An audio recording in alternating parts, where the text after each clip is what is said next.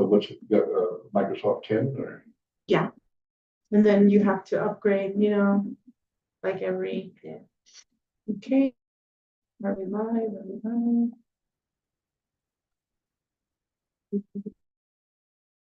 Are we live? Okay, guys, we live on.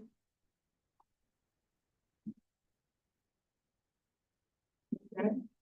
Can you hear me? Okay. Can you guys hear me on YouTube? Are we good?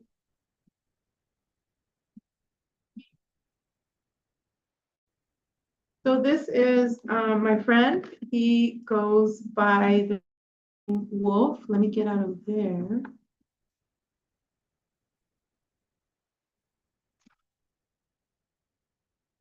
Let close this.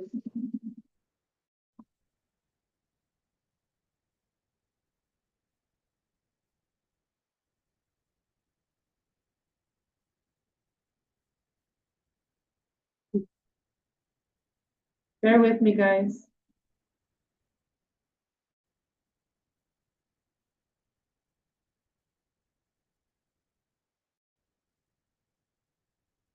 Uh-oh.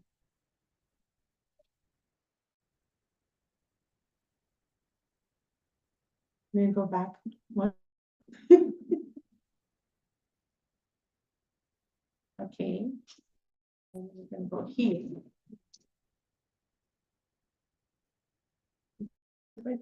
All right. Okay, guys, we are live on Code Real Talk, and I'm Veronica Bartolini. We're going live on Facebook right now.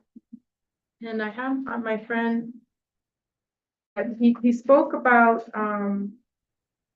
the whole wars and the Nazi regime the last time and the giants and like that. And today we're going to talk about the cryptids. So thank you, Wolf, for being on, and I'll get on Facebook now.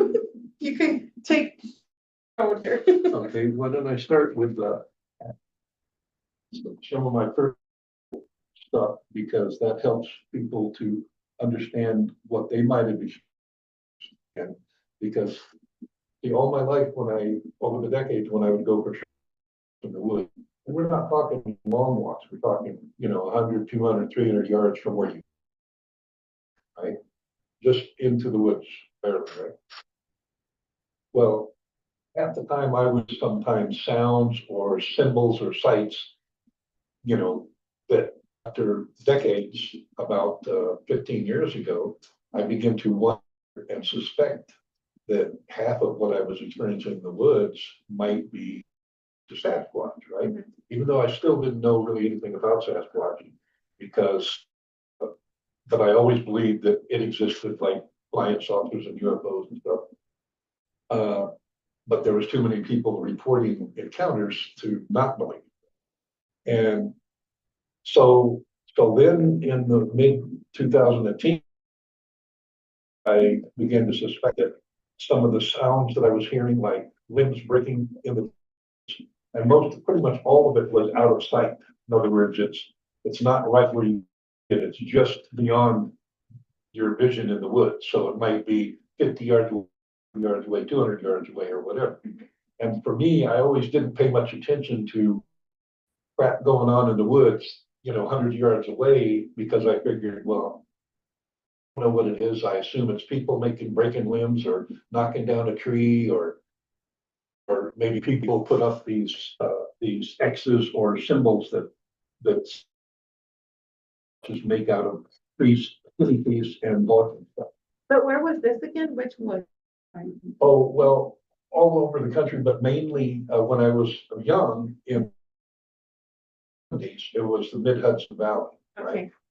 But when I would take a long vacation for a couple of months, usually around the western states, most of what I was western Colorado or the Mogollon Rim in Arizona. Right? And so then the following year on TV, I saw this show that the guy that knew a lot about Sasquatches. He knew the sounds they do and make, and those they make out in the woods with the trees and logs and stuff. And so he took them, the camera crew out in the woods, and he told them what they do and the sounds, they symbols they make, and all of it.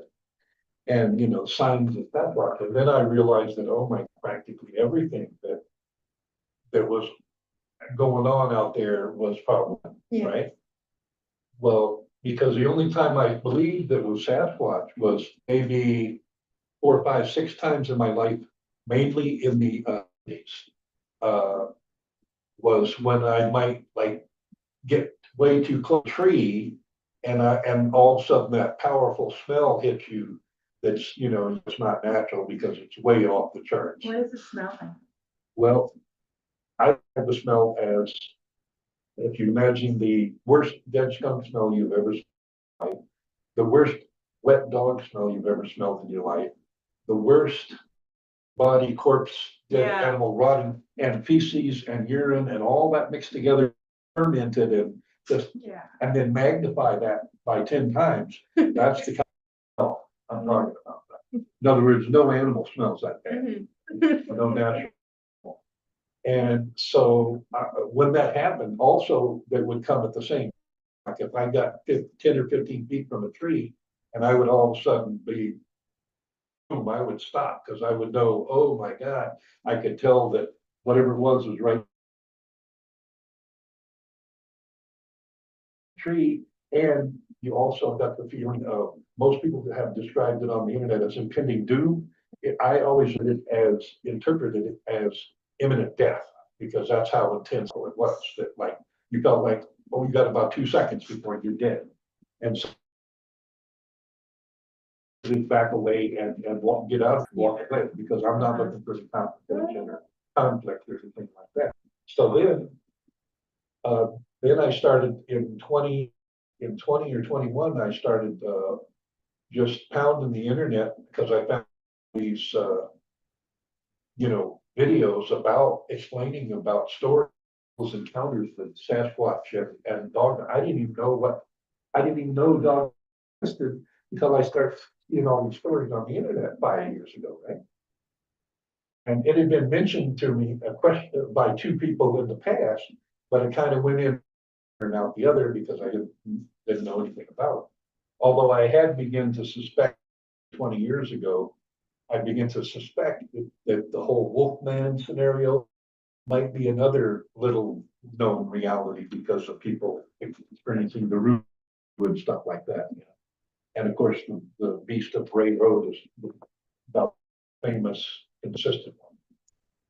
So anyway, if I would experience sometimes is I would see the trees crossed or made a different situation. And so is what I did 10, 15 years ago. I started analyzing sometimes when I would see these trees laid in certain ways, and usually they're long, skinny, branchless trees like giant poles. And I would analyze, could that have happened now? Could they have fallen in this way? Now, some of them could have, but some of them you figure out, oh no, this could have happened naturally, that someone placed these in this specific way, right? Because they couldn't have fallen in the way they did to end up where they did. Right? So then, and then I found that for years, I've listened to literally tens of thousands of people's stories they send into these people, mainly Steve Isdall. He mainly reads the Sasquatch stories. And then the guy that mainly reads the Dogman stories was Jeffrey the Dog. Right now, and I remember I had met him one time when he stopped by in the late 90s to visit a friend that I was renting a room from in Poughkeepsie, New York. He mentioned something about it, but then it went in one ear and out the other, but anyway, got him started because he had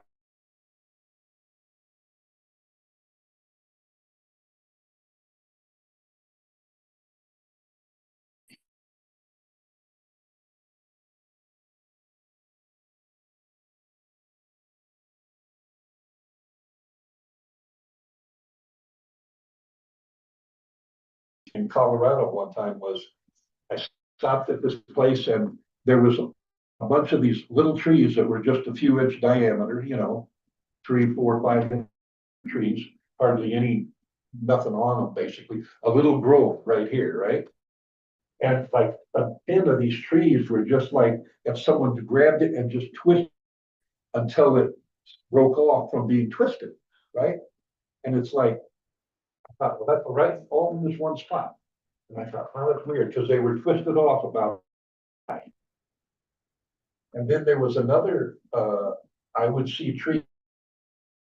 I came to another place that had a bunch of these little trees in this tiny little grove, all close together. And most of them were snapped off at about 12 foot level, roughly, right? And I thought, at first I'm thinking, this is, delinquents, who come out drinking beer, they get rowdy, they want to climb trees, destroy stuff. But then I started analyzing, okay, what the person has to do to break these trees at 12, 13 foot level. And I realized what somebody would have to do is they would have to shimmy a tree. And these are trees with basically no limbs. And so you have to be in extreme physical condition to be able to do that and extremely motivated to shimmy up at that.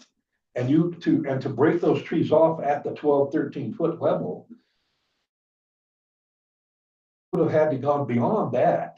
You had to get 5 to 10 feet above that. So then you could jump off and use leverage of your weight, pulling the tree down and then making it snap at that 12, 13 foot level. And there was a bunch of these, and I'm realizing that teenagers, young males that are out drinking or whatever, having fun, they're going to quit after they do because it's just too much work and effort. And so I remember thinking that was real strange that it doesn't make sense that it's humans. There was another time that I remember I parked the car and I started to go down this trail, and then there was another trail that immediately went off. And I started to think this trail's less traveled. I get 50, 75 feet up that trail, and there's a tree off the trail broken down. And I'm thinking, oh, well, this must have just happened because if it was in the last few days, because the forestry department, this I think was Arizona, would have chopped the tree off so you could walk right through or ride your bicycle through or whatever. I've seen those, and I've seen Yosemite and in Oregon. Right, and see, now these were live trees, big trees. These are, more, probably a foot or more than a foot in diameter, right? Right across, broke, knocked down Yeah. with the roots, up, right? In other words, it was knocked down, not cut. So I think, oh, that's odd, must have just happened. So I step over that and I go to 75 feet up the trail, and there's another. And then I'm thinking, something's not right about this. And then I'm starting to think that, oh, I remember this is a sign that people have done in the past where knock a tree over to prevent motorcycle riders from going up it or discourage bicyclists, right? But then I'm thinking, yeah, people didn't knock these trees down too big, right? And it's in the national forest, so it's highly illegal and everything. These are living good trees, right? So that's when I realized that, oh, I think maybe this has to do with Sasquatch, and he doesn't want people going up this trail. So I turned around and went back to the vehicle. So tell you about now, many times I would hear breaking a big being broken in the distance, maybe 100, 200, 300 yards away.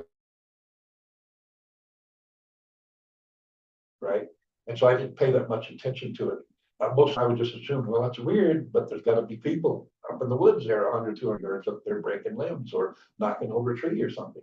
Now I realize that most of the time it was probably Sasquatches, because that's one of the things they do to let you know they're there, and they don't really appreciate your presence, and they don't want you there because they know people are trouble. Even people can turn into problems, and of course it ends for Sasquatches because if people see them, the first thing they want to do is shoot this.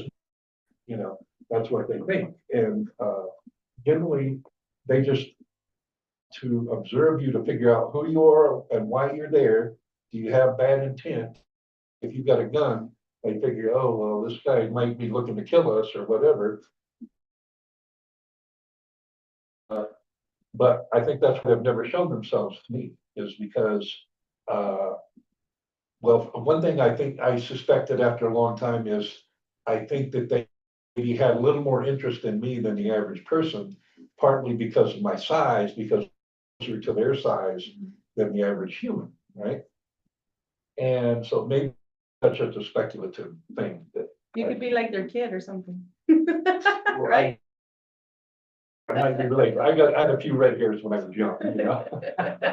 But anyway, so all this stuff was happening, and I remember this one time, I'm pretty sure it was Colorado, I stopped, started walking down this trail, and I went down this hill, woods, and I could see when I got almost down to the end of this trail where it met another trail, nicer trail, it was such a beautiful scene. I was just like amazed, like, wow, that's such a beautiful, it's like picture perfect trail scene there. But walking down to that trail on the first little trail, I stopped and I took a leap at this big tree to the trail that I was on, the little one. Right? And I walked down to the big trail, walked down there, and about 5, 10 minutes later, I came up the trail. Well, right there in the middle of the small trail, the big tree where I had taken a piss, there's this huge mound of crap, Oh, God. right? Of Yeah. feces. Yeah. Right? And I'm thinking like, nothing can make, nothing could do this but a bear. But I know what a scat looks like. It looks nothing like this. Bear scat is usually small, dark, very, very dark and thick, right? Even, and they don't drop a lot of it in one place. This is like 5 or more at least, right? But it looks like human crap, except, see, it's this mound, which humans can make that big around, but it's just the 5, 6, 7 pound pile. But not the weirdest thing was too, is that it was a light green color, and it was extremely beautiful in its consistency and color, almost like it had been put through a puree first and then extruded through a tube, right? And there's 5, 6 pounds or whatever it is of it. And so I kept trying to make sense of it, thinking it has to be bear because nothing else could possibly drop that much, because it sure wasn't cow or moose or deer or anything like that. Even though, and I figured, well, I know that at a certain time of the year they eat nothing but plants, so maybe it's totally green, but it's a bright green, brighter than your shirt. In other words, Okay, yeah. like you see that color green in that blue paper with the green to the left, kind of like that, only even brighter than that. I have seen that. And it's super, and it was super. It was all animal scat has particles and bits and pieces. It doesn't look super consistent like this. So I just convinced myself somehow it had to be bear scat, but. So that was one strange experience, and if I had realized it had to be Sasquatch crap, and I'll bet they crap there because they didn't like me pissing on the tree. Exactly. Because apparently that's something I heard in the stories, is that they don't like it when you piss on the trees. Because you're marking your property and Well, they don't want you it's there. partly that, and because I think also partly because they sometimes use trees for their magic. See? There's been stories, there's been a couple of stories of where a Sasquatch hid behind a tree and then he wasn't there anymore. Or that he melded with the tree, he interdimensionated into the tree, and so, but I think it's the mark of the territory. They maybe interpret that as, oh, this guy's trying to claim this as territory and we'll override him, because just like dogs do, and a lot of animals, what do when they smell some other piss somewhere, they got it covered. Yeah. Cats do it, they have wars over it. Dogs and cats literally have wars over territory and marking by their piss. And so now the real interesting stuff was like, there was three times that I became aware, and in Colorado, that I became aware of when I was walking out, back towards the van, I was being escorted out, by something. Because I could barely hear the footsteps, but they were close. Ooh. And see, whatever it was big. Yeah. And heavy. Now, the first time I kind of didn't pay much attention to it because there was very thick cover of trees and bushes everywhere. And I thought, well, I can't be able to see what is 20, 30 feet away anyway. And, I just got to be aware as I'm walking out, keep my eye up. When they were escorting you, did you have that smell too?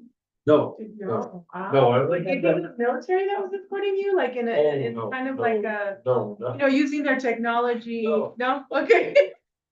I had to ask. I'll explain why. Okay.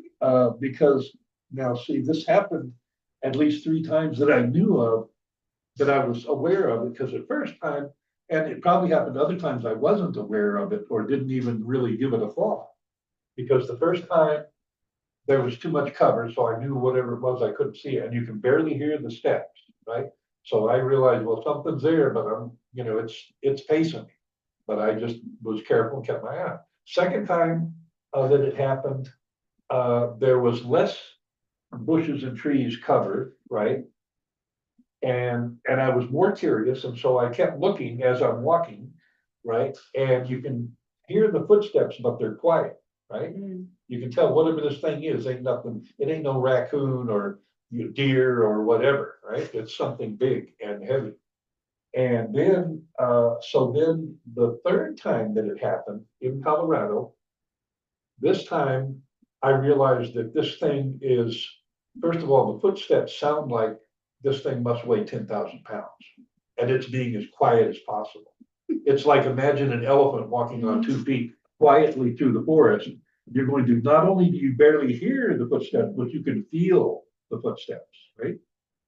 So I'm thinking, well, I'm gonna make sure this is not just some echo in the forest or something of my footsteps.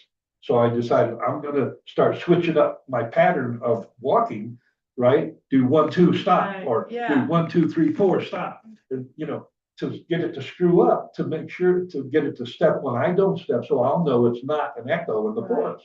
Because first of all, the forest doesn't really echo like that. Mhm. So I start switching up my steps, back and forth off and on as I'm strutting along, right? And after about a minute, I realized that, oh shit, I cannot get this thing to screw up and step when I don't step, because it's matching my steps exactly. No. In other words, when I step, it stepped. When I stepped, it stepped. Not a delay, not later.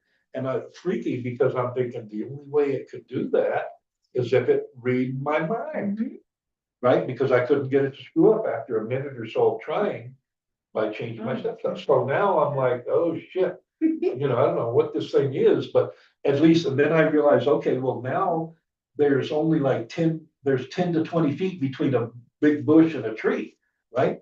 Along the way. So I realized, well, I'm gonna be able to see this thing now, whatever it is. And so I'm looking, and 10, 20 feet between trees and between a tree and a bush. And it doesn't take but another minute or two of that before I realize, oh, whatever this thing is 100% invisible. That, in other words, it's not just camouflaged where you might see it move. So if it moves, this thing is 20, 30 feet away or whatever, and it's 100% invisible. That was the first time in my life that I knew for sure, for a fact, that there are beings that are invisible, right? So, so it was all I could do was just keep stepping, and on my way out of there. Now, a couple of times I went on long trips. I went with a friend. In '05, I went with a friend, and I remember we were in, pretty sure it was Colorado, and we had walked down this trail and we had stopped at where there was kind of a fork, and then the woods are over here. And he was about 30 feet away from me. And just in the woods there, beyond what we could see, we heard this scream, this horrible high-pitched scream, which people describe as sounds like a woman's screaming bloody murder, getting murdered kind of scream, real high-pitched, super loud, all that.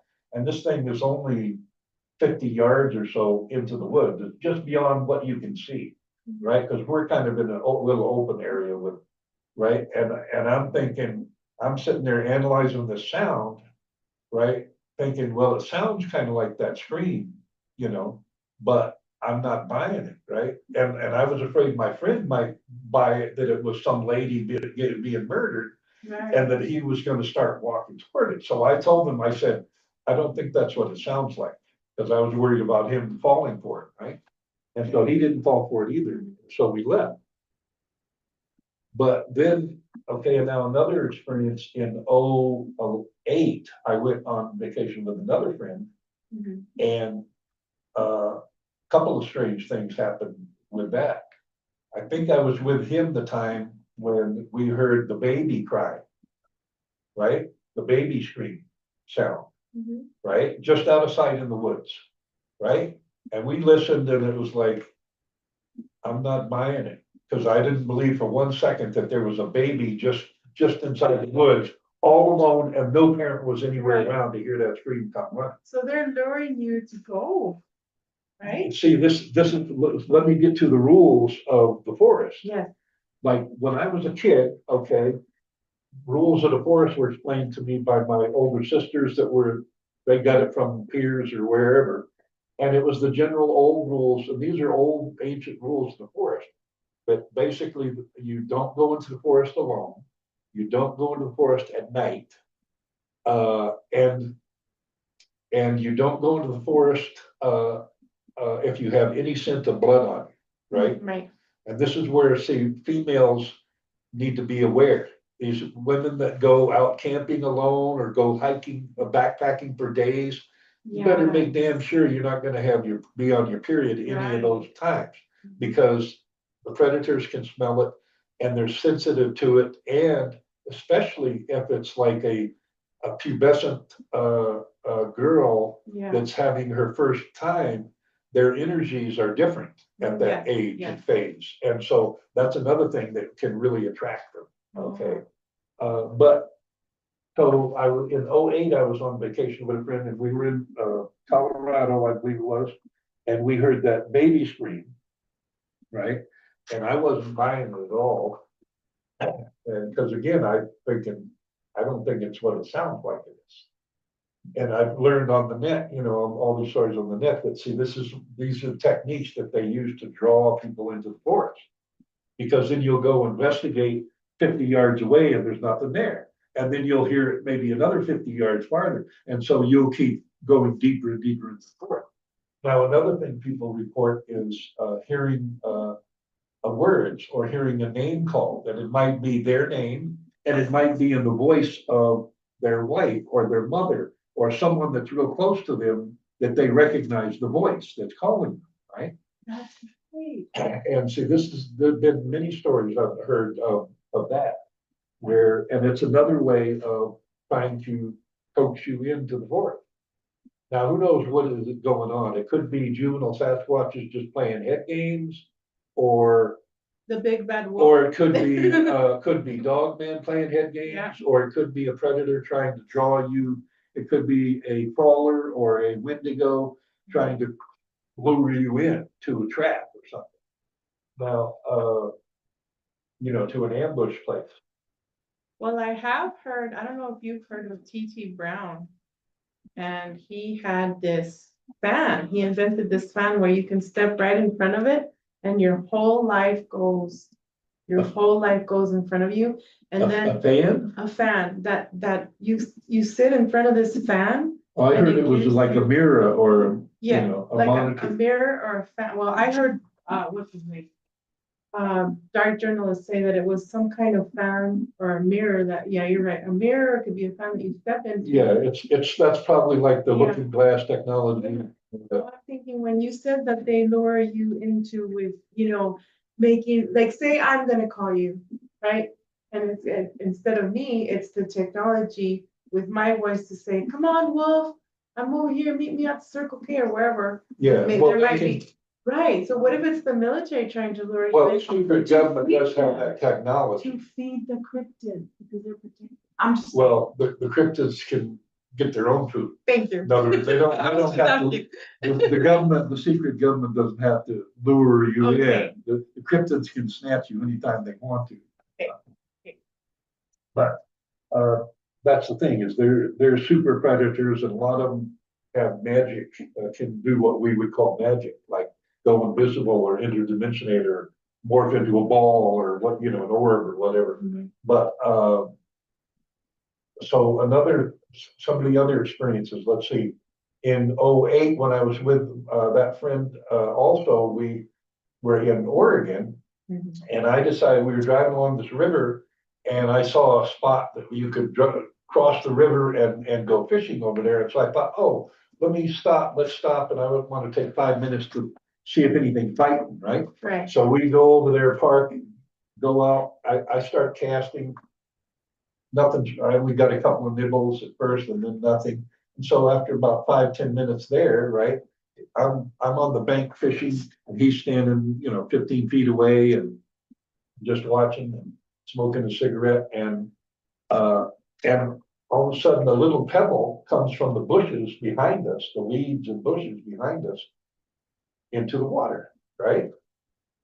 And so we both assumed that, oh, what's the most likely scenario? You can assume, oh, it must be a young boy that's in the woods, bushes and Right. sees us, but he's too shy to come out and talk to us because we're adults and whatever, Uh-huh. So I just ignored it, the first pebble that came out, right?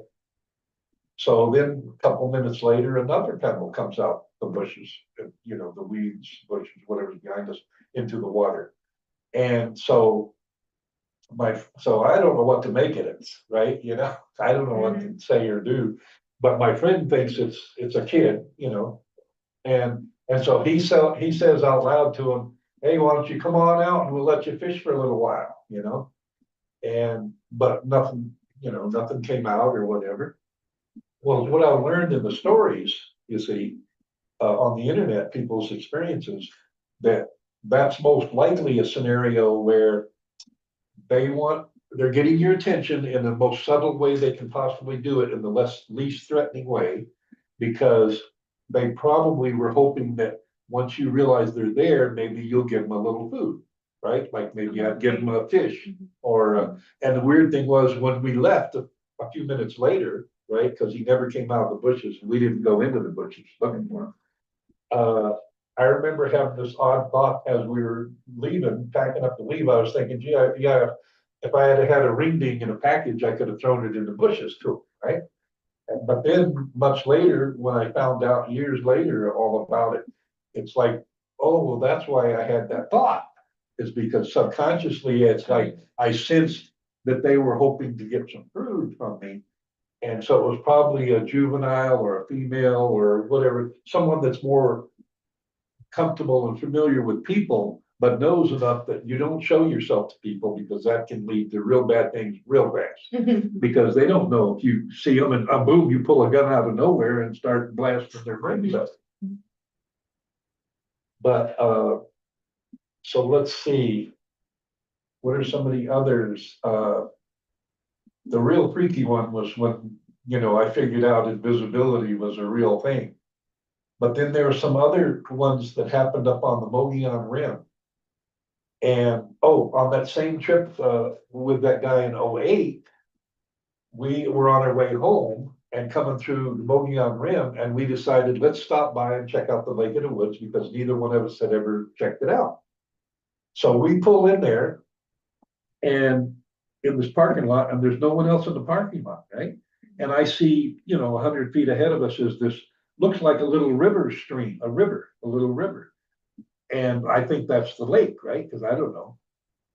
But so he goes out and walks up to the bank and stands there while I stay in the van and I'm rolling a joint for later, right? So it took me a couple minutes, 2 or 3 minutes to do that. While he was standing out there looking at the water, checking everything out. So I finish what I'm doing. So I get out and he starts walking to the right as I get out. So I walk up there. By the time I get up to the water's edge, okay, he's like 50, 100 yards that way. And I can see that, this isn't the lake. This is like a channel of water, a little channel of water that is between the two lakes. That hundreds of yards down there, you can see a lot of people, and there's part of the lake you can see, and hundreds of yards down this direction, also you can see a lot of people and a lake, part of the lake there too. So it's just like two lakes with a channel that goes between them. And we were right there in the middle where this parking lot was, that nobody else was there. Everybody was at the lakes. Mhm. So I'm standing there just checking out the water and the scene, and the water is about 3 feet deep, and it's about, 50 feet across or more to, at least 50 feet to the other side of the water, where there's a little bank that goes up shortly, and then there's a strip of, grass that goes up this hill, right? And it's about, 40 yards, 30, 40 yards wide, and it's nothing but grass, short, like just short grass up that hill, and on both sides is woods, right? And then right on the other side of the bank, there's like 5 or 6 little trees that are, like this big around, and they've got very few limbs on them. They're like aspen trees, very few limbs, very few leaves on them. And they're only, maybe 15 feet tall. And so they're only like this. And they're someone that obviously planted them in a row, 5 or 6 of them, right there on that bank, right? And you could see through it all, but there's no cover. And then woods on the right, woods on the left. So I'm standing there checking it out, and my friend keeps walking towards the lake. And after a couple minutes, I'm standing there, taking everything in and checking everything out. All of a sudden, I catch halfway through the trajectory to my right, about, at least 50 feet or more. I catch halfway through a trajectory, a big rock comes flying, what appeared to, I couldn't tell because I only caught it when it was halfway across the lake. I mean, the water. Bam, it goes into the water. And it was about a 5-10 pounder rock, right? These flat kind of rocks, right? So I'm thinking, it seemed like it would have come from these little trees, but nothing could hide in those little trees. Even a chipmunk couldn't hide except on the backside, and if it moved at all, you'd see it. And so I'm thinking it must have come from the woods, but people throw rocks, animals don't, right? And this is a big rock, and I'm looking at the woods, and there's nothing in those woods, right? There's anything in there you could see it move or anything, right? Because they're not heavy wood. So I'm standing there trying to figure this out, like what is going on here? Is there somebody, I'm thinking people in visibility suits that are, messing with my head or whatever. And so I'm standing there trying to figure this out, and none of it's really calculating out, right? Like military or government people in invisibility suits messing with my head. Right. And there sure couldn't be anybody on those little tiny trees, because they wouldn't hide anything more than a chipmunk. And so while I'm trying to figure this out, after about 2 minutes, then all of a sudden I catch another rock. It halfway through its trajectory, the second half of the trajectory, boom, into the water. And this one is like closer to a 20-pound rock. And it's about, I would say, 35 feet away from me, maybe. In other words, closer than the last rock. So I'm standing there, and now I'm really puzzled, because now I'm sure that rock came from where those tiny little trees are that couldn't hide anything, right? And I'm standing there trying to figure this out, and what is going on, because I didn't know anything about Sasquatch then, that they could go invisible, most of them, and all of that. And so then after about a minute of trying to figure it out and not getting anywhere, I realized, well, wait a minute, maybe I don't want to be around for the third rock, because it might be a 50-pounder right on top of my head. Right. So that's when I decided I should strut on. So I did. I just walked on down towards where my friend was, farther down to the right. So that was that story. Then there's another interesting story up on the Mogollon Rim. And let's see. And this one was very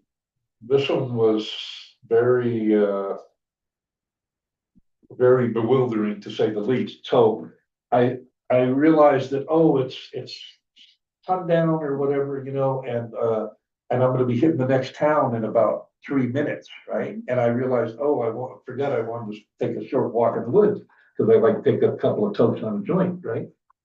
And because I don't want to do it out on the main road where you might get hassled by a cop or something.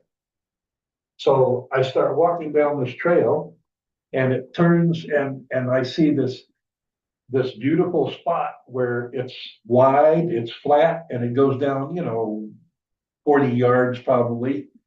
And on this side is a little bit of forest, not thick. And on this side, it's a very wide old, road trail, right?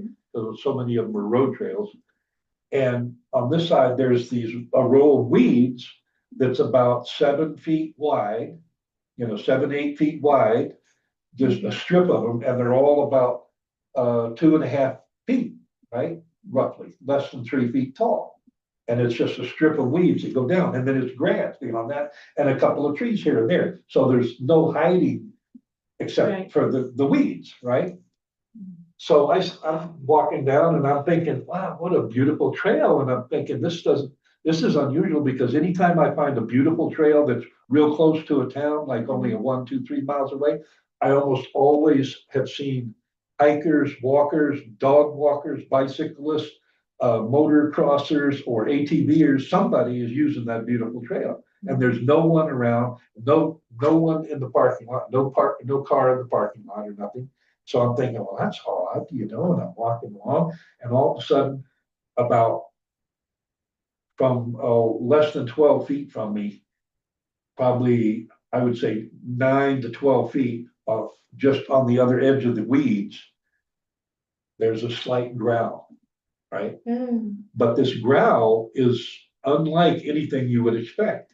It was a very low and deep growl, but it was the minimal time and minimal volume that you can imagine a growl would be. It was like so short and low in volume. But when this thing happened, all of a sudden, bam! The instant the growl happened, bam! My energy is completely gone. I'm starting to fall backwards because of no energy. And I realize it, and I realize, I don't want to fall. I've spent the last 30 something years of my life trying not to fall because I can get seriously injured. Yes. And I do.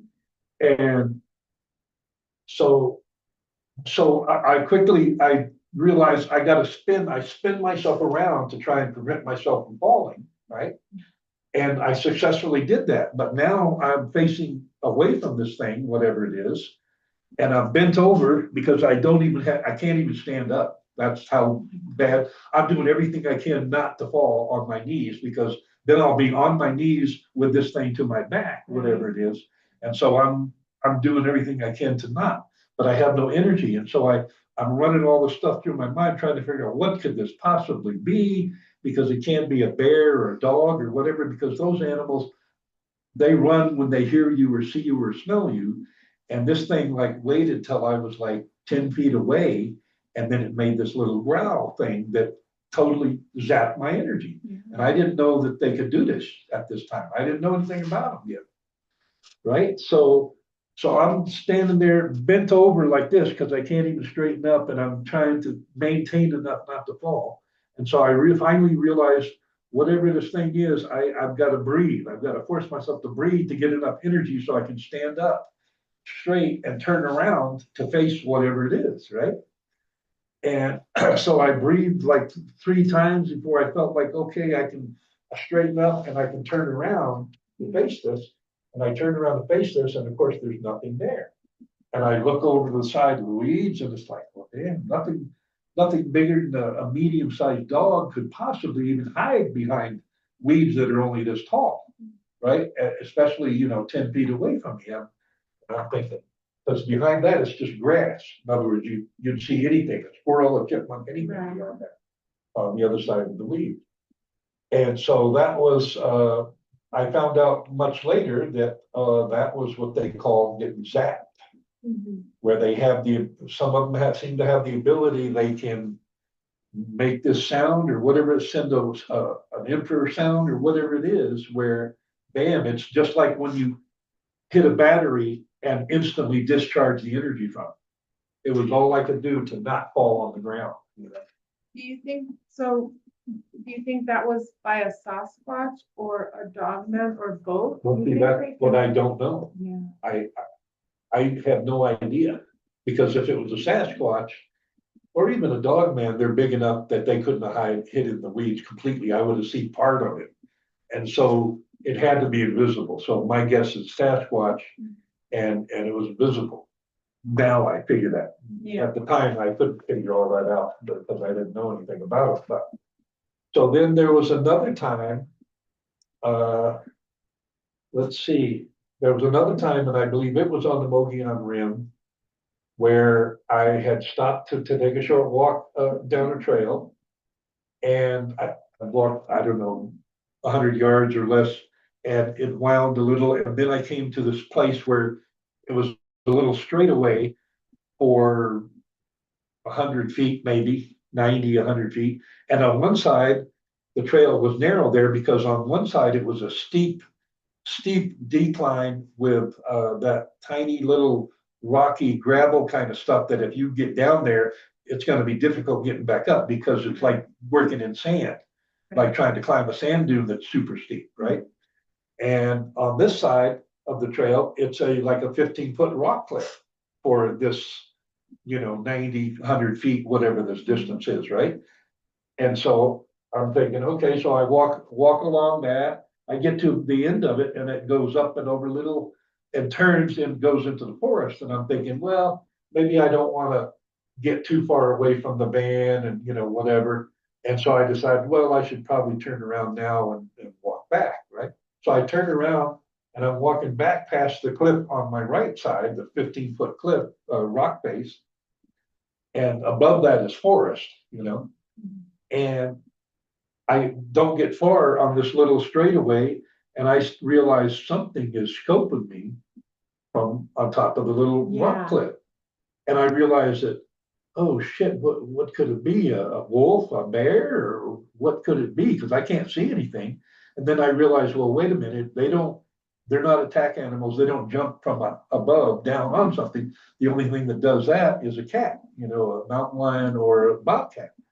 And I'm thinking, oh, it's got to be a mountain lion, And so I realized, oh my God, this is the perfect ambush spot because anything could jump from that 15 foot right down on you, and there's nowhere to go. You go down here, you're both going down there, and it's going to be hell getting back up. And you can't go here because it's 15 foot tall rock wall, right?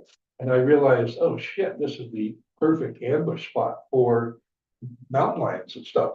And so I'm watching because I realize, well, if it can't see, if I can't see it, it can't see me, right? So I'm looking. I'm not taking my eyes off for a second. But it traced me. I could sense that it was every step I took, it was right there.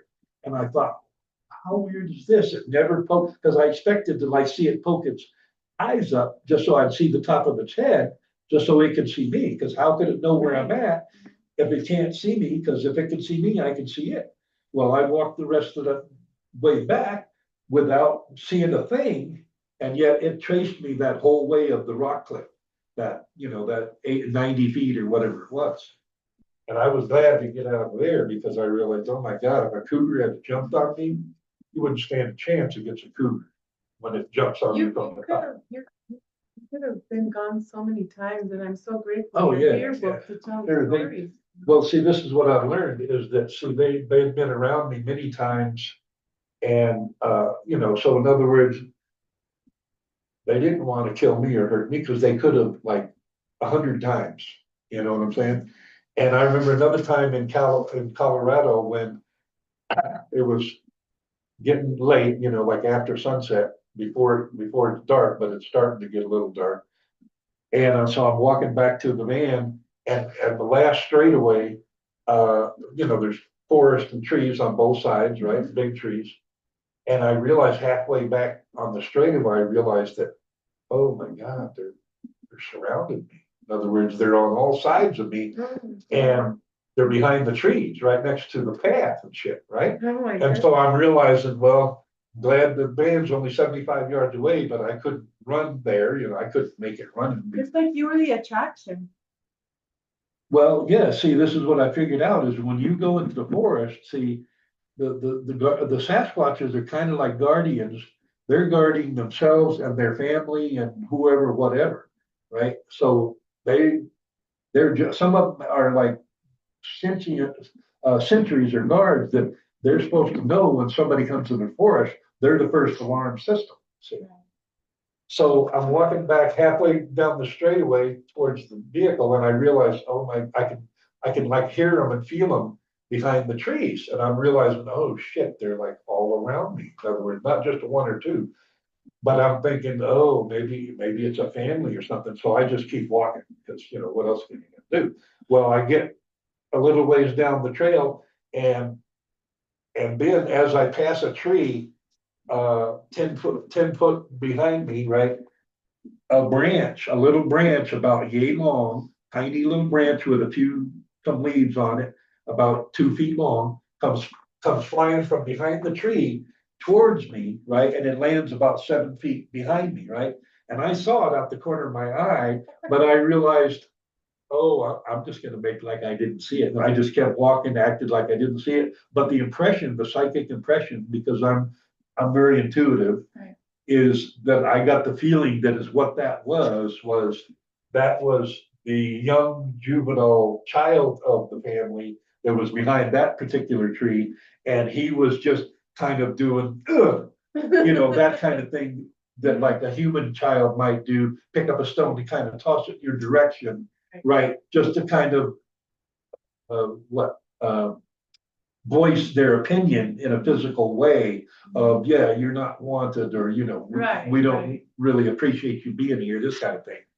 And so that was kind of funny because I realized, oh, it's like a family, because that was a youngster, I'm sure, that did that. Right. Because the parents, are smart enough not to do anything like that, Mhm. because they know if you want someone to leave, you don't want to prove to them that you're there and exactly where you're at.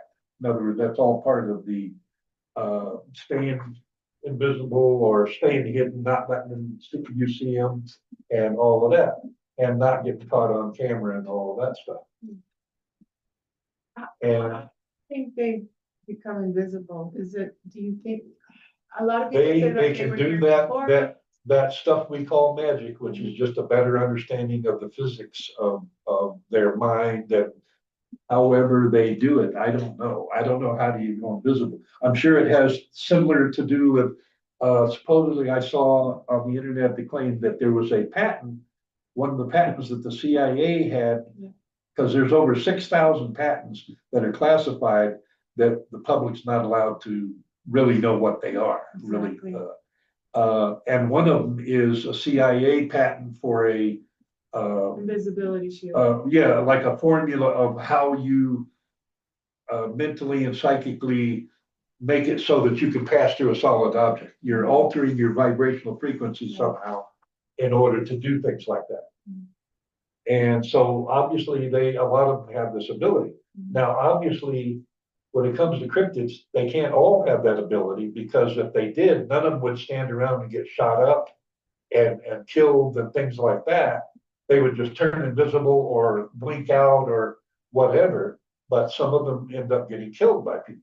And this is one of the reasons that they hate us, is because we're always looking to kill them because we think they're monsters. And most of them, I'm sure, because see, the 100 times they could have done bad to me, they didn't. Right. See. And I think they smelled your intention and they read your mind. Well, they're psychic too, Right. so they can read your thoughts. There's several stories on the net by hunters and stuff that talked about how, like, oh, when I was looking through my scope just to see what it was standing there and didn't have a problem. But as soon as somebody comes along that actually has the intent of shooting it and pulling the trigger, oh, well, boom, they're behind a tree, or they disappear. In other words, because they can read your thought, so they know if you're trying to harm them or not. Generally. But you see, I think this whole magic thing, that some of them have these abilities, these supernatural abilities, we would call it. I suspect is what's happening is that, see, they have learned the shamanic magic from their elders in their tribes and whatever. And the ones that probably didn't learn that probably didn't grow up in tribes and were, chosen to be the shamans and whatever, learn the magic. And that's why some of them can't do that. And so they end up getting shot, some of them. And, they're not able to do the magic. Whereas the shamans, it's the same kind of magic, I'm sure, that like the witch doctors practice to become skinwalkers or whatever, it's the mental will is the key to everything, really. I know, sometimes when I'm with my Lola, when it's very late, we'll say 2, 3 in the morning.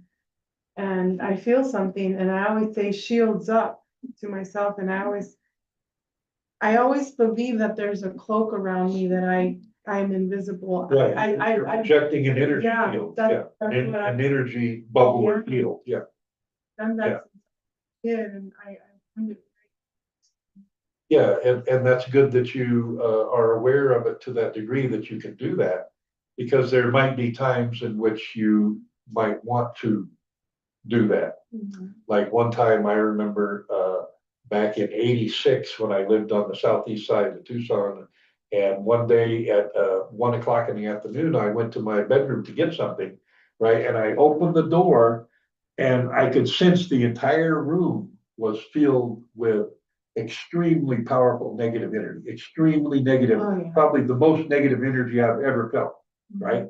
And I could sense, oh, it's coming right from the head of the bed, right? Whatever it is right at the head of the bed and it's filled the entire room. Well, because at the time I didn't want to deal with it. So it's all I did was I just mentally, imagined the white light to cleanse the room and then myself and then close the door, which only took like, 3 seconds or something to do that. Someone Yeah. taught me how to, I was going through shamanic training and I had no idea that I was going through the shamanic training myself. It was during the time where I had the divorce and everything was taken away from me. I was alone, I was homeless. And these people helped me. It was a couple.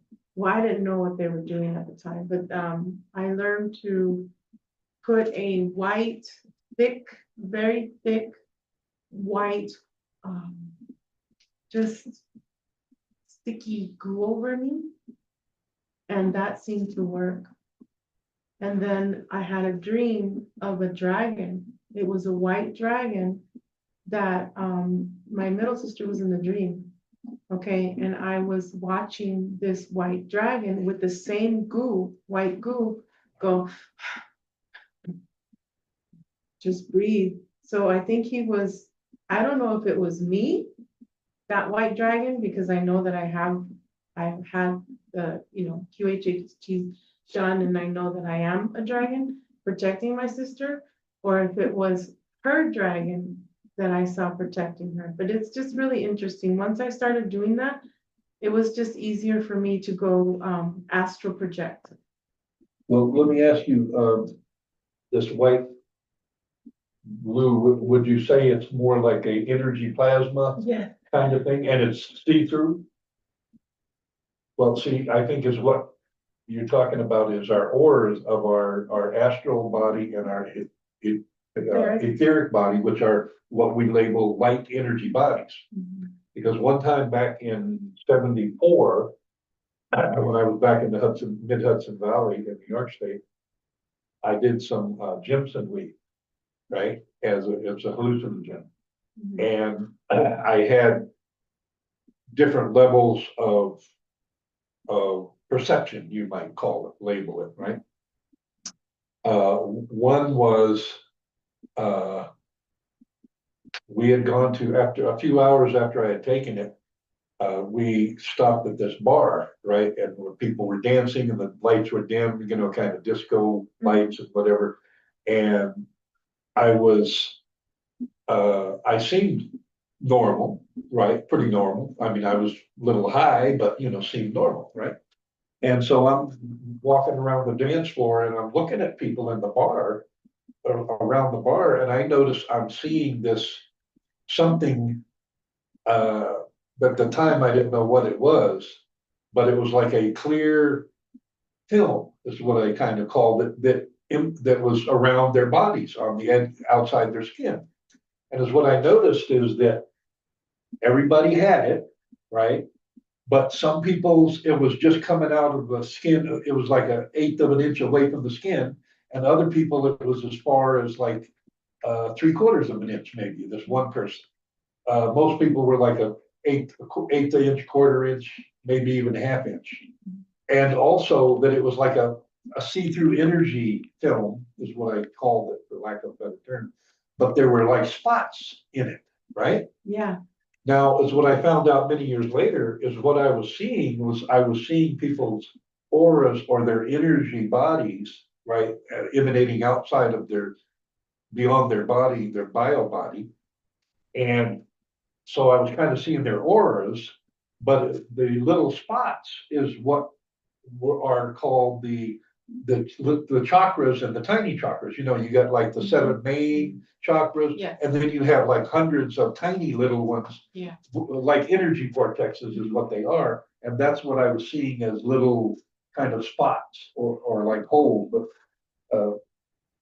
that was interesting. And also on that trip, I also at a point we stopped at my house to get a jacket because we were going to drive up to Bard College in the middle of the night. And so I went down, I lived in a room in the back. It was like a, duplex that had divided into rooms.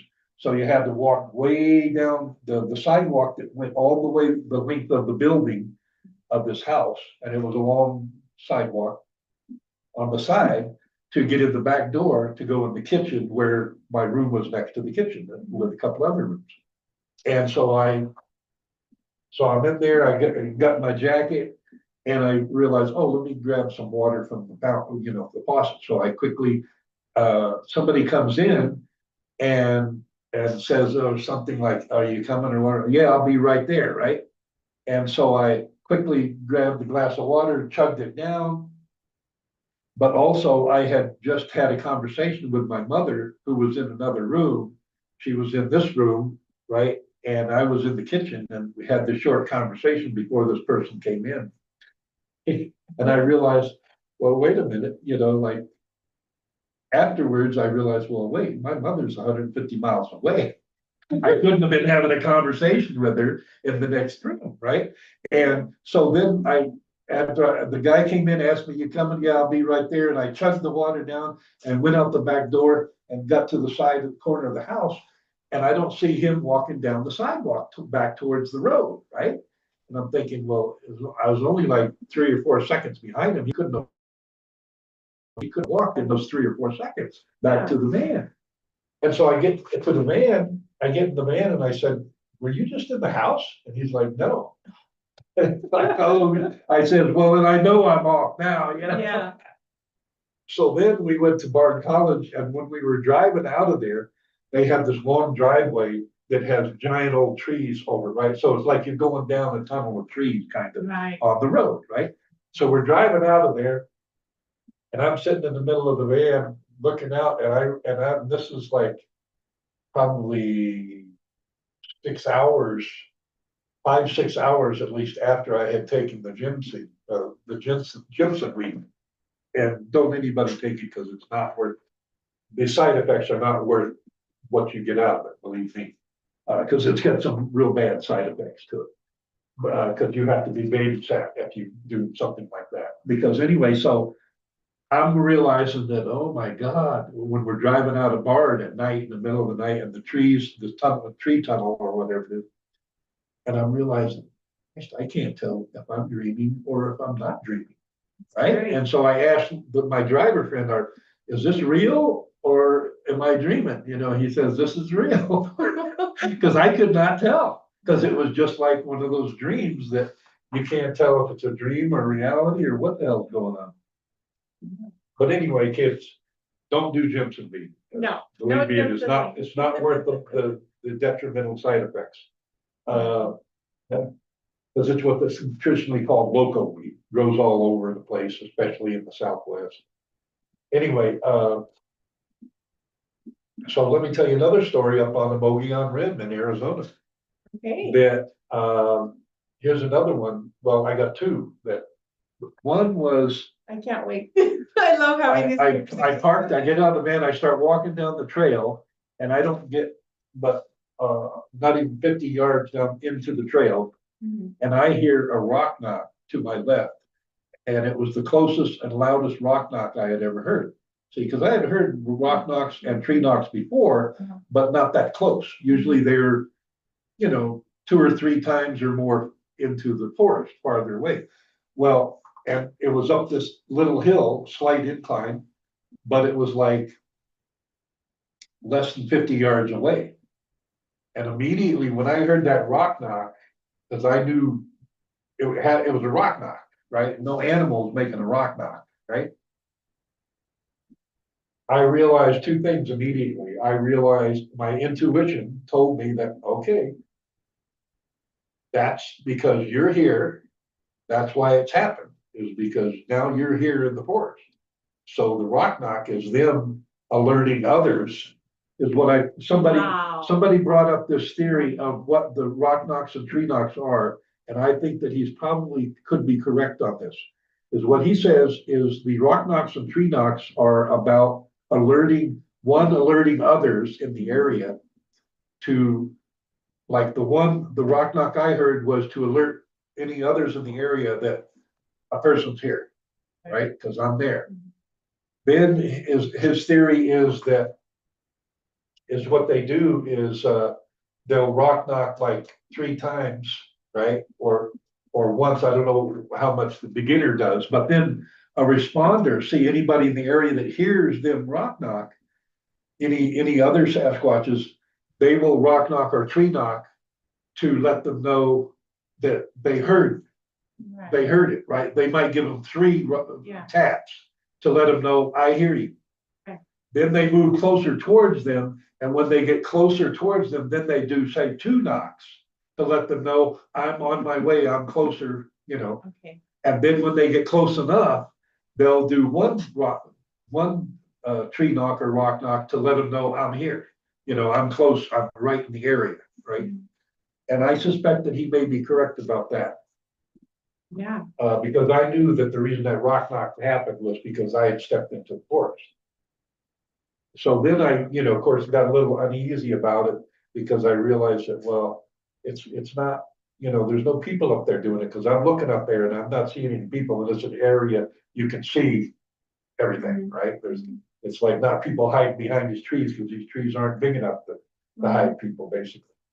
And neither are the bushes and whatever. So now then there was another time that that was also on the Mogollon Rim that it was after sunset. And again, I realized, oh, well, I'm going to be hitting the town in just a couple of minutes. And so I wanted to stop and take a short walk in the woods. So I drive down this side road, not far, a few hundred yards, and it dead ends right there. And then the trail road starts and I park and I walk out. And so I walk up, I mosey on probably, less than 100 yards or so from the van on this trail road.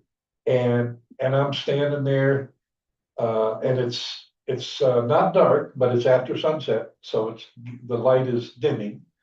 And all of a sudden, to the north of me, about 50 yards, I start hearing bird calls, right? Oh. Right, but several of them. I guesstimated 4 to 6 different bird calls, right, from different sources north of me.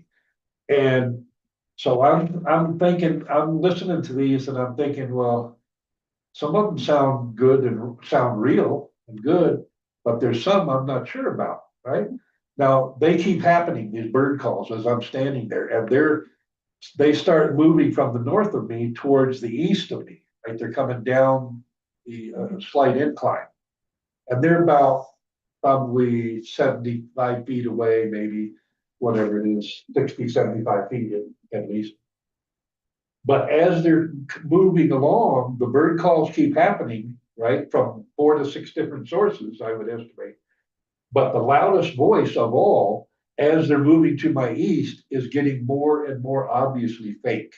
I mean, ridiculously fake bird calls, right? So, and I can tell now that they're to my east and the loudest voice is making ridiculously, obviously fake bird calls, and I'm seeing nothing, right? And you should see anybody or anything that, even if it was a deer or whatever in the forest, you would see it as it's moving because the forest isn't that dense here, right?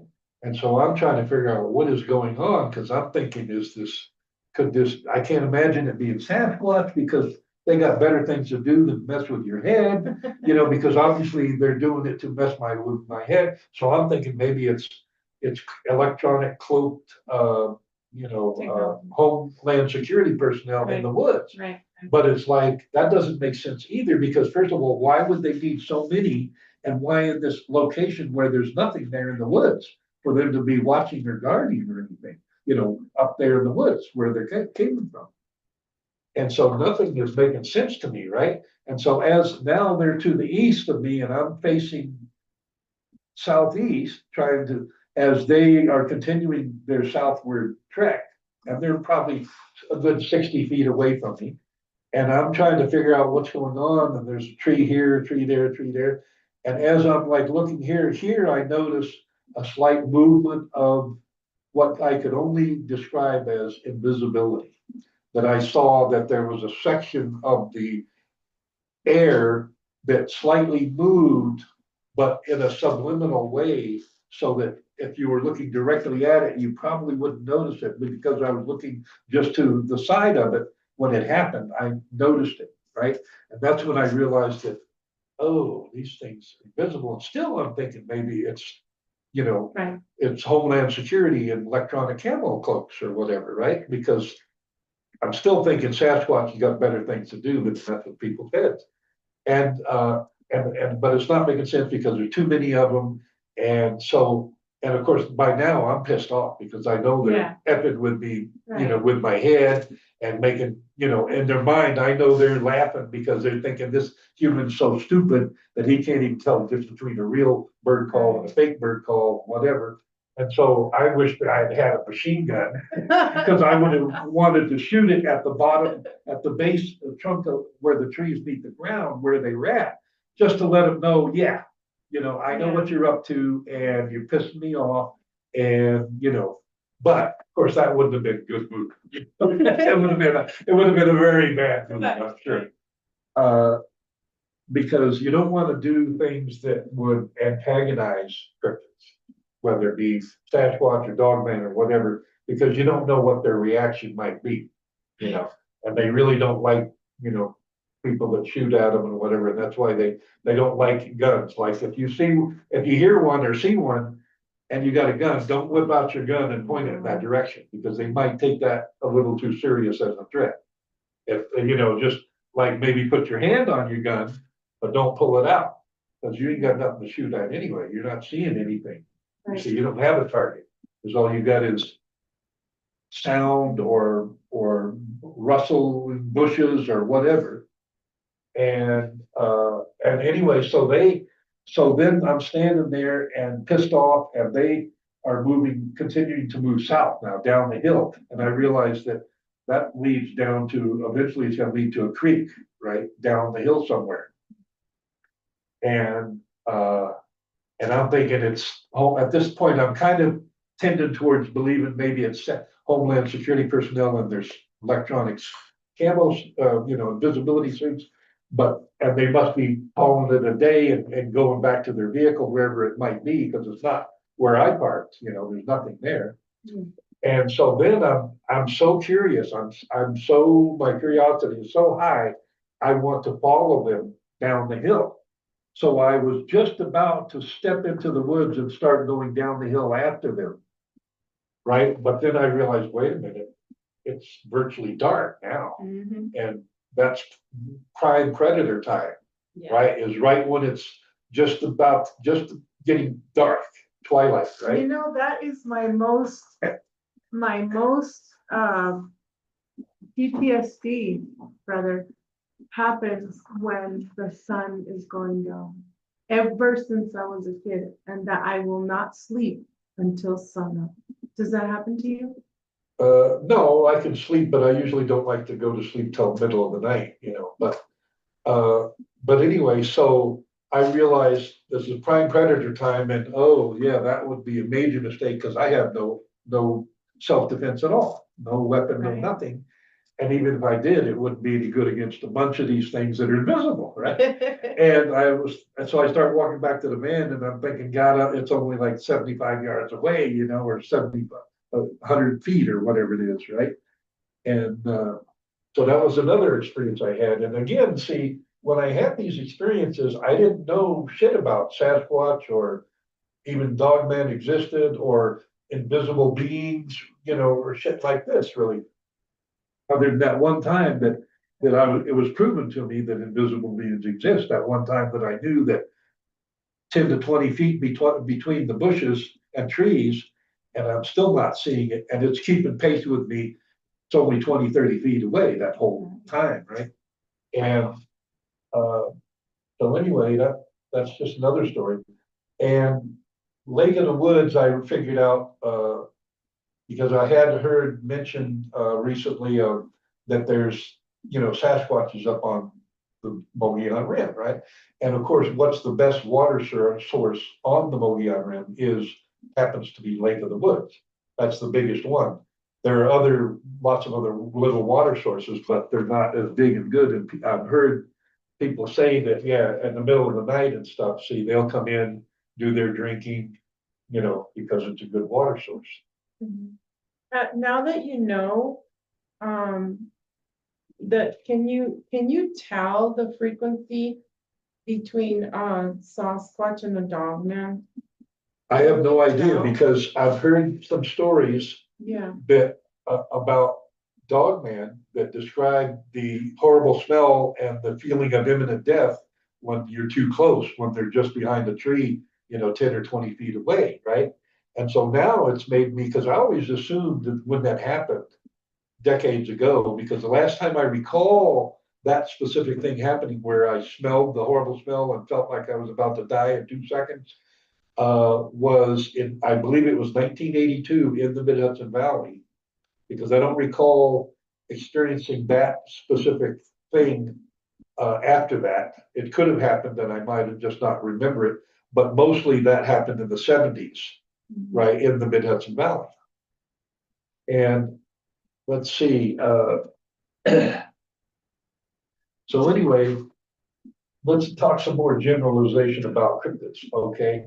That with Sasquatches, it seems as though they just, they all hate people because they got lots of good reasons to hate people and really be really bad and want to kill you, but can't or don't, right? And Sasquatches mainly, I figured out, is that basically they just want to observe you to make sure you're not going to be a problem, and hopefully hope that you get out of there sooner than later. And in other words, because of the more intently they want you to leave, the more they're going to step up their program of motivating you to leave. And see, that's why in the beginning, see, they're very civil, basically. Yeah. For the most part. Now, see, but there's always the road, just like humans. You got, most of them are good, but once in a while you run into that one crazy psycho or something.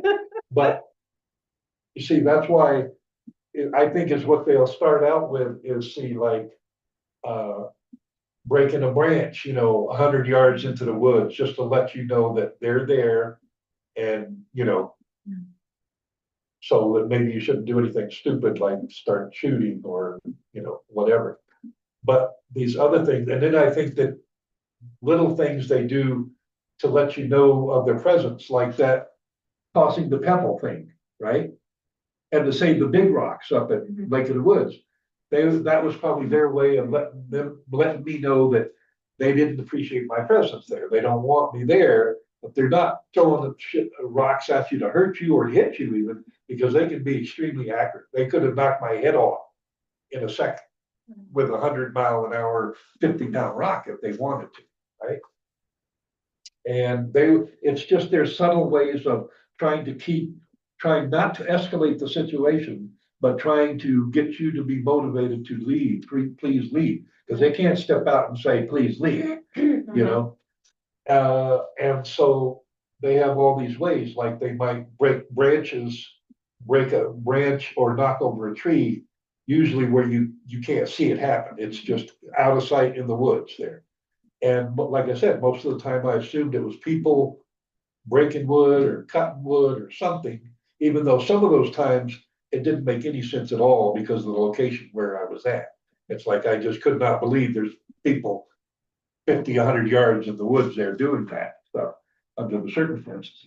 But see, now other things like that time that the young one, I'm sure, threw that tiny little branch at me. He didn't throw it to hit me or harm me or anything. He was just kind of expressing his distaste Oh, for yeah, my presence. yeah. And so another things that happened twice was, one time in '05 when I was with the other friend and uh, we were walking down the trail and we stopped at where if there's a straightaway, right? Like, 75 yards straightaway or whatever it is, 50, 75 yards and a road trail. And there's trees on the woods and trees on this side and trees on this side. Well, so we standing there, stopped, and we're looking down the road trail, and on the side are some trees and bushes. And down towards the end, not all the way to the end, but there's a tree about 6, 7 feet tall. It's like a tree bush. And all of a sudden it starts vibrating big time, like if you grabbed a Christmas tree and you just shook the hell out of it as fast as you could, right? It's just vibrating like hell. And I'm thinking, like, what is that? What does that? It's like, because I'm not aware of anything that does that.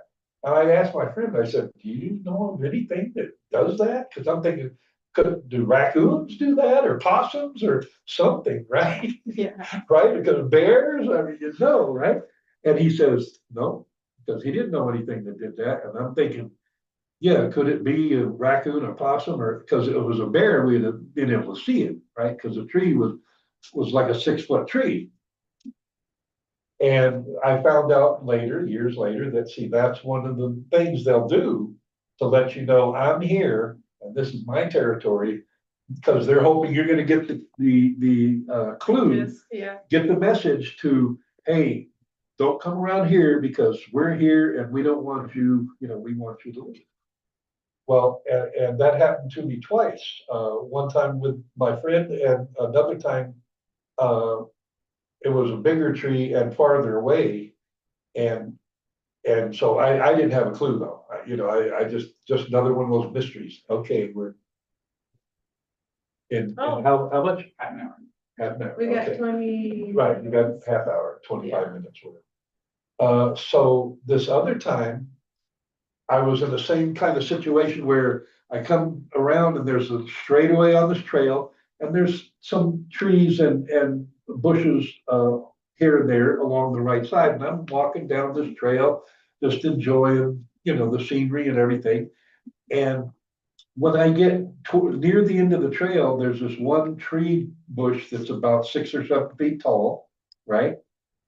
Kind of shaped like a Christmas tree kind of thing, right? And I get about 10 feet from it, right? I'm walking down the trail and it's about 10 feet here. When I get about 10 feet from it, all of a sudden, something from behind that tree takes off like a bat out of hell. And I hear it galloping away on all fours and super fast, right? It took like 2 or 3 seconds before it was gone. It was so far away, you didn't hear it anymore. And I could hear it pounding, and it was not hooves, it was soft pads, right? But behind this little tree of these trees, you could see anything that ran away. If a raccoon or a deer or anything ran away, you would see it. But I'm looking and I see nothing when those couple of seconds when I hear it tearing off, like at a very high rate of speed, and I could hear the pounding of the galloping on all fours, but they were soft pads, Right. like a bear would have. But there's no bear because I'm seeing it. In other words, if there was a bear or a raccoon or anything, I would have seen it run away, or even a rabbit.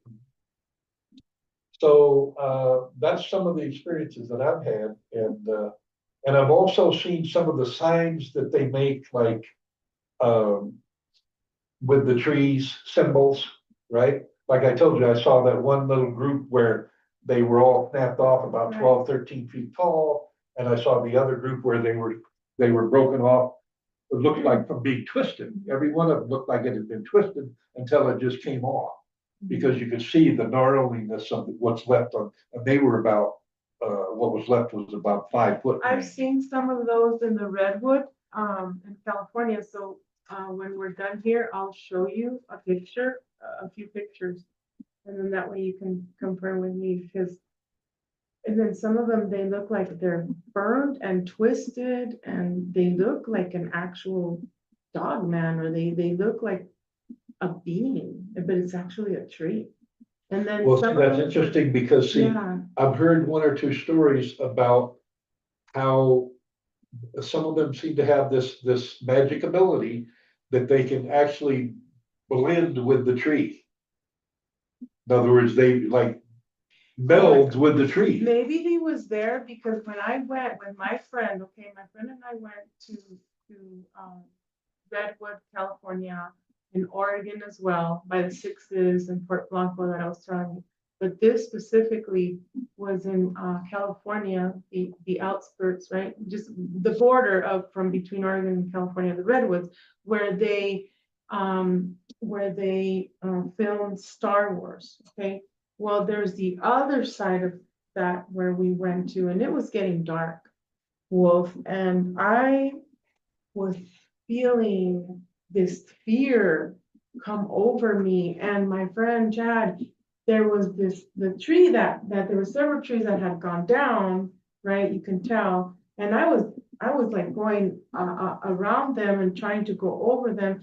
And Chad he kept going and going. And I'm like, Chad, we gotta go. Well, see, this is what I've learned too. I figured out that see, at sundown, Yeah, it was. the predators are already out there. Yeah, They don't wait till dark I felt it. because they want to be there when that twilight time comes, just before dark, right? That's their prime time because that's when the lighting is worse for us Right. and they can see very well in the dark and everything, so they have a more advantage, you know. And so the predators, all the predators, the natural ones, the unnatural ones, by just before dark, they're out there. So in other words, sundown, you can bet they're probably already out there and when the sun goes down, and they're just waiting for that 20 minutes later, good light time, you know, to do their thing. Their vision seems to get better as well. That's what I've noticed with my German Shepherd. Yeah, see, it takes, if we go out in a super dark night, right? And get out of our car from the light and whatever, it takes at least 45 minutes for our eyes to adjust fully, right? That's why if you want to go out stargazing, you go out and you plan on an hour of being in the dark before your eyes have adjusted to see a lot more stars if you go way out of town. Right. But so I figured out that, yeah, by sundown, they're already out and around because, you know, and 20 minutes later is their prime time. So yeah. Oh, and there was another time that I went to, up on the Mogollon Rim, and this was back in '04, I think it was, with a friend, and I wanted to go look at this place called Lost Eden. Lost Eden? Lost Eden, right.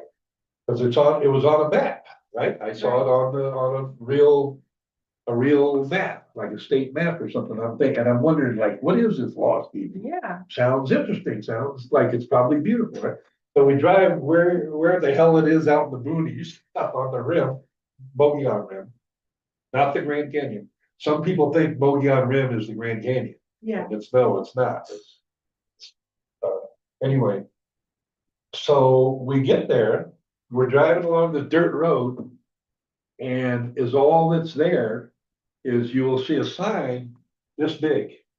It's about 2 feet long and about this wide, you know, like that, and it says Lost Eden. And you're there. And that's it. And it's on a map. And so we stop and I get out and walk around through you know, some grass and some weeds. I'm looking around because I'm thinking there must be something here. Why else would they have a name Right. for it and be on the map? And they got an actual little sign that says Lost Eden. Mm-hmm. So I'm walking through the grass, the weed grass, and I see this place in the grass, and the grass here is, you know, like 2 feet maybe or less. Dry, it was kind of dry, right? Dried grass, more or less. And I see this place about, a good 8 foot or 9 foot diameter where all the grass is pushed down in a circle.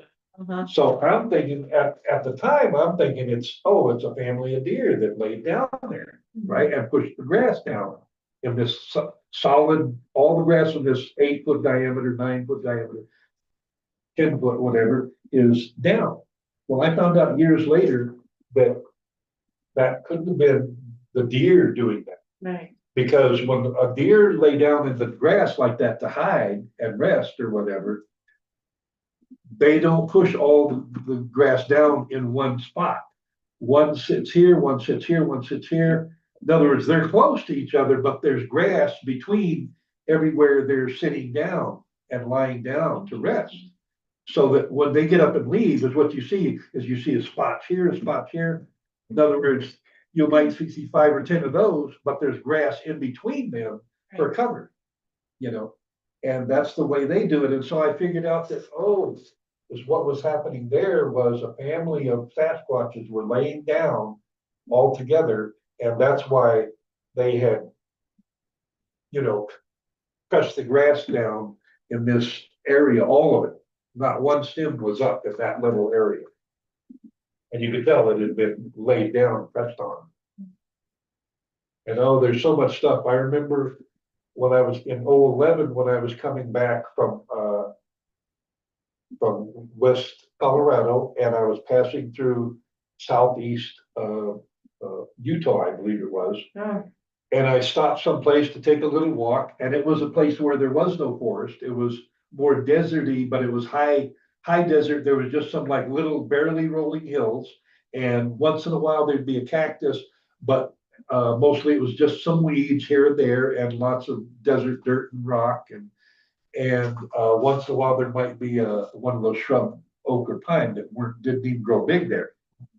And so I'm walking along this old dirt road there, and I notice where it crosses a little bit of sand, there's a huge paw print, and it's very clear, and it's like it's this big around, this paw print, right? Mm-hmm. And I'm thinking, must be a dog print, because it looks like a dog print, right? But it's huge, and I'm thinking, well, some people got some damn big dogs out there and some damn big feet, but even still, this looks a little slightly bigger than anything I've ever seen, right?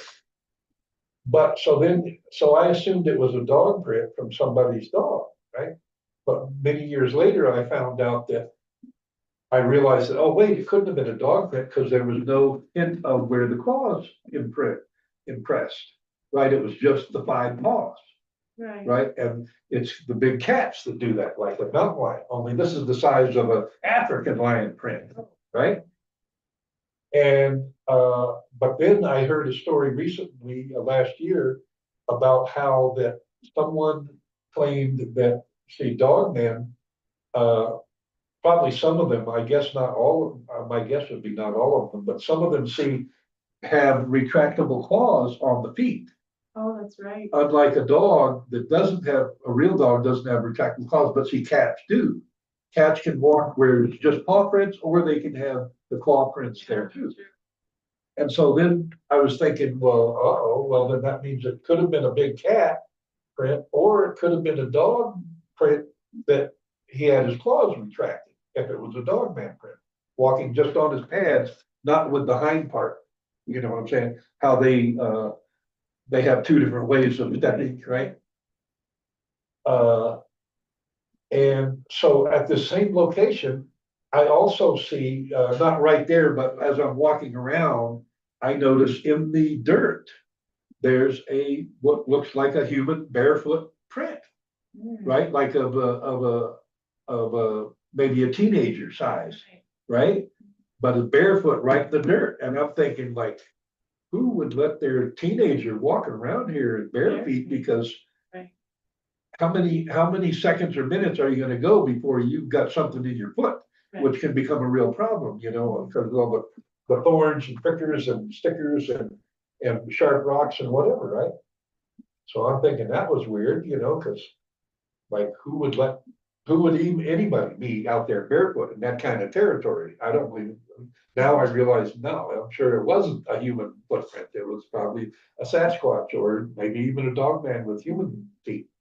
But Do you know what? the And in the difference- same area, as I'm walking down this trail, this road trail, I see, there's an area over here that's got all the same kind of weeds. I don't know what they are, some kind of weird succulent plant kind of thing where they come up in shoots and they retain water, I know. And the whole thing for, 50, 100 feet around is just the same thing at the same level, right? These weeds about 2 feet tall or so, right? Maybe 2.5 or so, less than 3.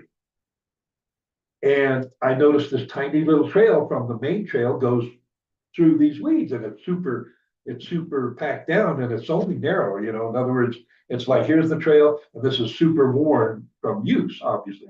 So I'm thinking, well, the cows are packing this down or whatever, because, so I walk up this little trail like 30, 40 feet and boom, there's a little circle in this plant material, right, of 10 foot at least diameter, or maybe 11 or 12, where it's just like clear, totally packed down, no plants there really, but I see a few bones there, right? And I'm thinking, oh, this is where, like, I'm thinking like coyotes or wolves or something take their kill and they take it over, they keep coming over here to eat it here, Right. which is like, well, animals don't do that a lot.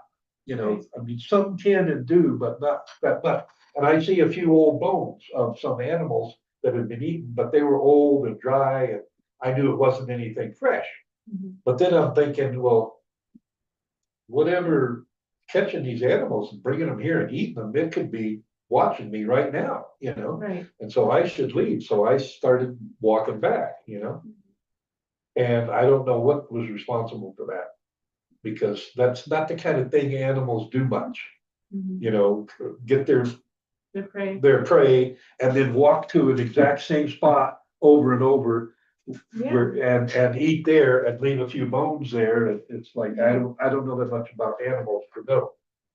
But anyway. We have 7 minutes to go. Okay, I was so, gonna ask you, for the public, do you know what the difference between a wolfman and a dogman is? I mean, most people do. well, You know, wolfman, dogman are just two different names, more or less the same thing. A wolfman would be wolf-like and part human, whereas a dogman could be wolf-like and part human, or any other kind of canine mixture. Because I've heard stories of all the different types of canines mixed with humans and different sex.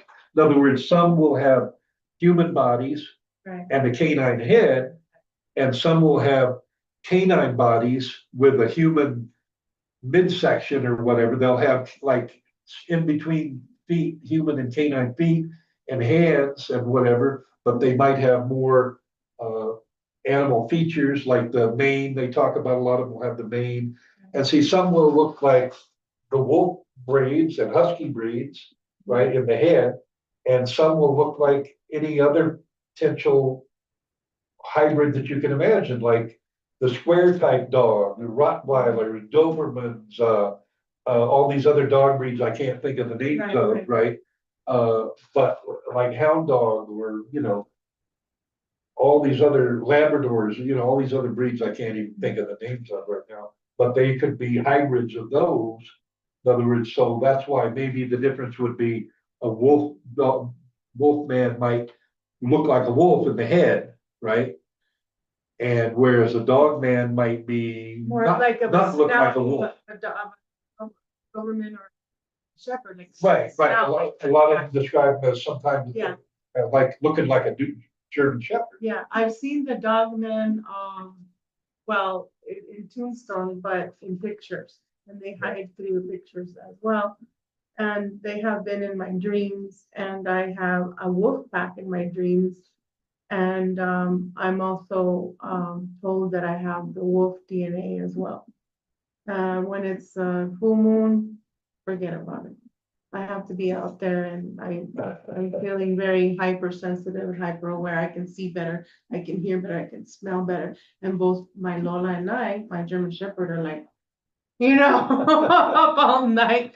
Now, you have heard the stories about the dogmen and the wolfmen over there in Vietnam, and how they had in the military, they had the red goggles, and how most of these men like kind of nuts and. Well, I've crazy. only heard a couple of, one or two stories about, dogmen specifically having to do with the Vietnam War and whatever. But I have, heard plenty about the goggles that they had Yeah. developed and that they banned them after, Yeah. well, in the Vietnam War. Right. They banned them because, once in a while, somebody that was wearing them would see something that would be invisible normally. And then who knows what, it might be some flying something, it might be a Sasquatch or, anyway, to them, it was all demons, whatever it was, Right. dogmen, flying dragons, whatever. Flying Sasquatches, who knows? Yeah. But in other words, they stopped using those and issuing those.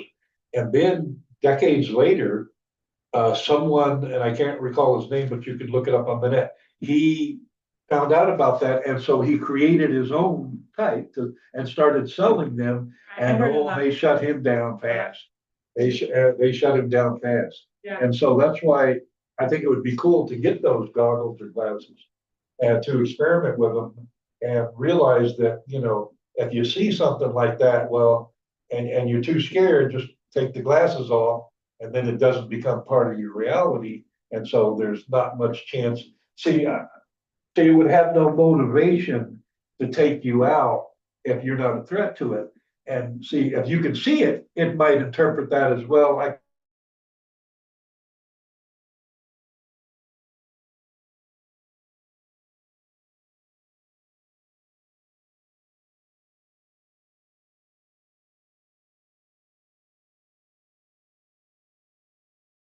run, put these glasses on and see if you see anything. They're wise about, they don't want to get caught on camera. They don't want to get